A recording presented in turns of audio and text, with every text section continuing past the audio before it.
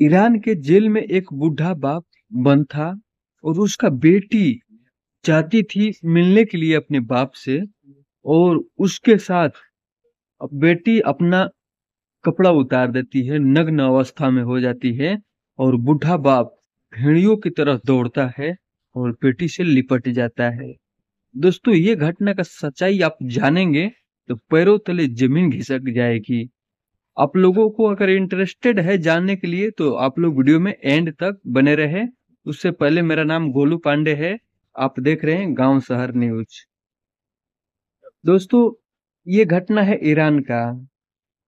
एक बूढ़ा बाप जिसका फांसी की सजा कहे या जीवन लीला समाप्त करने की सजा कहे, उसको जज साहब सुना देते हैं और उसको जेल में डाल दिया जाता है। और उसमें ऐसा सजा होता है कि इसको ना फांसी दिया जाए और ना ही इसको मारा जाए। इसको भूखे प्यासे तड़पते हुए मरने के लिए जेल के चार दीवारों में छोड़ दिया जाए, ताकि ये मरता जाए, मर जाए बिना खाए पिए। दोस्तों, जज साहब इतना कठोर फैसला सुनाए क्योंकि बूढ़े बाप को अपने भाई के, अपने पिता के कत्ल के जुल्म में, बूढ़ा बाप का दो भाई होते हैं और इनका पिताजी का बहुत बड़ा संपत्ति था। और जज साहब सुनाते हैं कि अपने पिताजी का पूरा संपत्ति हड़पने के लिए अपने बाप को मार डाला। तब उसको ऐसा सजा सुनाते हैं और उसको ईरान के जेल में बंद कर दिया जाता है। ईरान के जेल में उसको बंद करने के बाद अब 2 दिन हो गया, बूढ़ा भूखे प्यासे तड़प रहा था। उसका बेटी एक शादीशुदा थी, वो याचिका दायर करती है और बोलती है कि मेरा बाप, इसको जेल से छुड़ा दिया जाए। लेकिन जज साहब का फैसला था, जज साहब को फैसला तो टल नहीं सकता है। तब जज साहब को याचिका में ये भी लिखती है कि मेरा बाप निर्दोष है और मैं ये साबित कर दूंगी जब तक मैं अपने बाप से हर रोज मिलने जाया करूंगी, नहीं तो वो मर जाएगा। तो मर जाएगा तो फिर जुर्म साबित करने के क्या मतलब मिलेगा।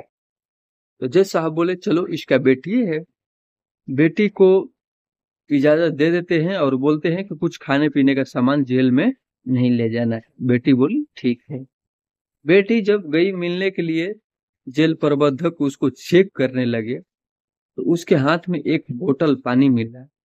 पानी को ले लिया जेल प्रबंधक, जेलर, और बेटी चली गई मिलने।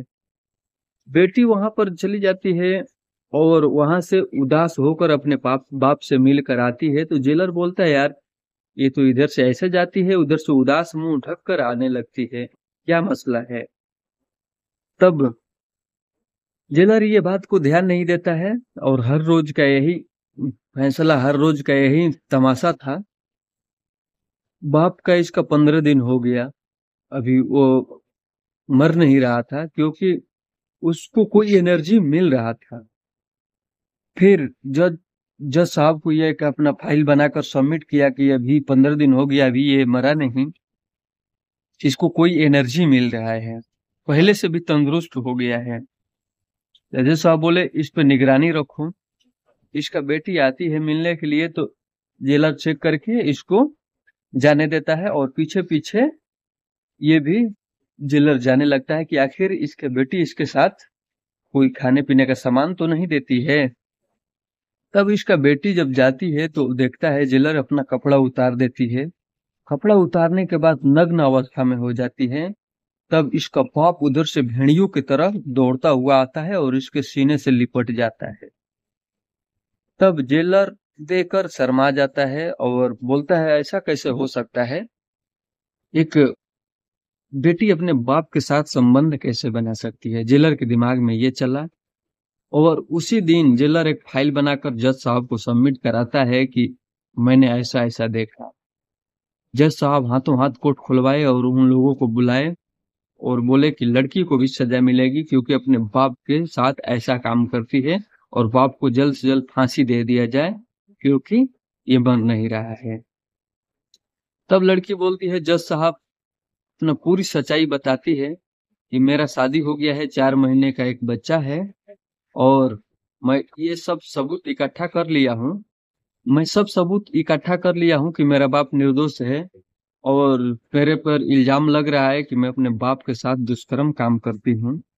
तो मैं अपने बच्चों को ना दूध पिलाकर अपने बाप को दूध